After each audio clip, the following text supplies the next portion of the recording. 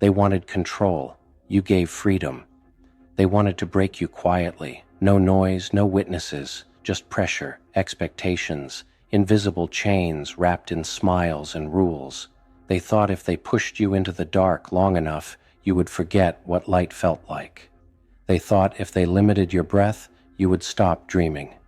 They thought if they told you who to be often enough, loud enough, confidently enough, you would believe them.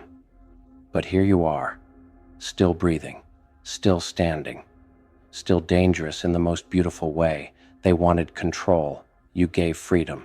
And they never saw that coming. They threw you into a maze of conditions. Be this, not that. Stay small, stay useful, stay predictable. They didn't want your voice. They wanted your obedience. They didn't want your truth. They wanted your silence. They expected you to shrink, to bend, to survive by disappearing. They expected fear to tame you, pain to humble you, loneliness to erase you. But what they didn't understand, what they could never understand, is that pressure doesn't always crush.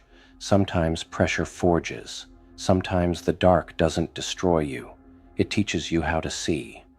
In the beginning, you tried. You tried to fit into the shape they designed.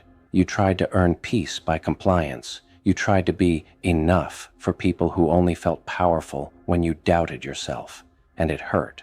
It hurt because you were betraying yourself in slow motion. It hurt because every compromise chipped away at your spirit. It hurt because deep down you knew this was not who you were meant to be.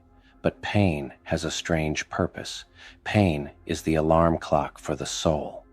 And one day, you woke up. The transformation didn't happen all at once. It wasn't dramatic. It wasn't loud. It started in silence. Late nights where you stared at the ceiling, questioning everything. Moments where your chest felt heavy with unspoken truth.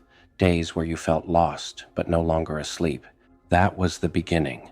You stopped asking, how do I please them? And started asking, why am I abandoning myself? That single question cracked the cage. You learned to sit with discomfort instead of running from it. You learned that loneliness could be a teacher, not a punishment. You learned that being misunderstood was safer than being controlled. You started listening, not to them, but to that quiet voice inside you that had been whispering for years. There is more. You are more. You are not wrong for wanting freedom. And slowly, painfully, beautifully, you began to change. They didn't notice at first. Why would they? They were too busy assuming ownership over a version of you that no longer existed. But you noticed. You noticed how your spine felt stronger when you said no. You noticed how your breath felt deeper when you stopped explaining yourself. You noticed how peace started to replace anxiety, not because life got easier, but because you got clearer. You were no longer reacting. You were choosing, and choice is terrifying to those who rely on control. Then came the fire, the moment where you stopped negotiating your worth, the moment where you stopped waiting for permission, the moment where you realized, if I'm going to be uncomfortable anyway, I might as well be free. That decision changed everything. You didn't fight them. You didn't attack. You didn't seek revenge. You did something far more powerful. You detached.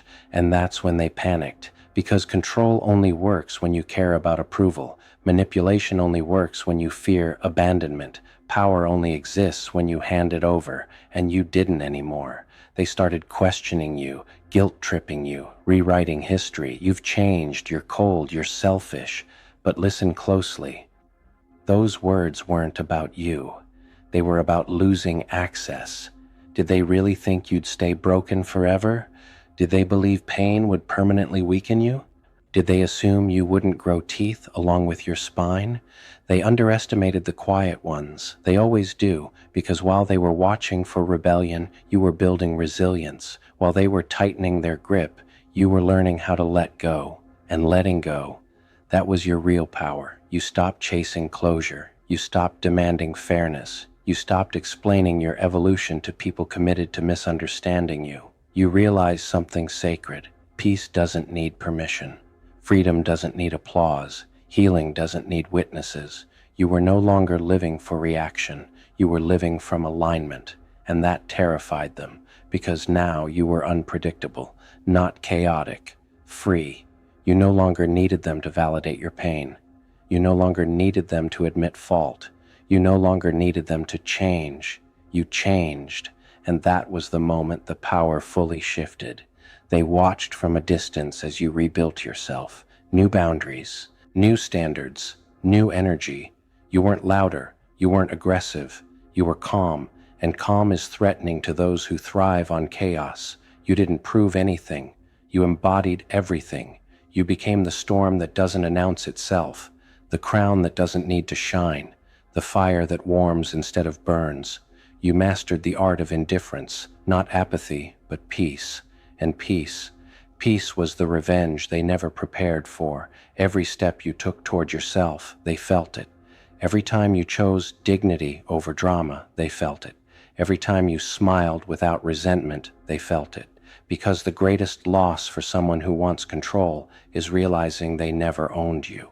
They just borrowed your fear, and you took it back. Now look at you. No longer surviving, living. No longer reactive, rooted. No longer desperate, decisive. You don't explain your boundaries. You don't beg for understanding. You don't shrink to fit rooms that were never built for your expansion. You walk differently now, because you know who you are. And they're stuck replaying old versions of you that no longer exist, stuck wondering when they lost influence, stuck trying to control narratives instead of facing truth. They wanted you manageable, predictable, small, but you chose something else. You chose freedom. Freedom to outgrow. Freedom to disappoint. Freedom to walk away without hatred. Freedom to build a life that doesn't require their approval. And that freedom? It didn't make you lonely, it made you sovereign. So if you're listening to this right now, know this. You were never weak for enduring. You were never foolish for hoping. You were never wrong for wanting more. You were becoming. And becoming is always uncomfortable to those invested in your stagnation. They wanted control. You gave freedom, not just to yourself, but to everyone watching you choose yourself without apology. And that is legacy. And when you chose freedom, it wasn't just your life that changed. Your soul finally learned how to breathe. You realized freedom doesn't always shout. Freedom doesn't need noise. Freedom is quiet, the moment you stop lying to yourself. You walked away from people who only loved your light when it stayed under their control. You learned that not every relationship is meant to be saved. Some endings are not failures, they are escapes. And the most important thing, you stopped abandoning yourself. Now you don't hesitate when you feel your worth. You don't over-explain when you speak the truth. You don't bend anymore when you were born to stand tall. They thought you would get tired. They thought you would give up. But they never realized. You were waking up. And once someone wakes up, no chain can hold them. No voice can silence them. No control can own them again. They wanted control. You chose freedom. And now, you are unstoppable.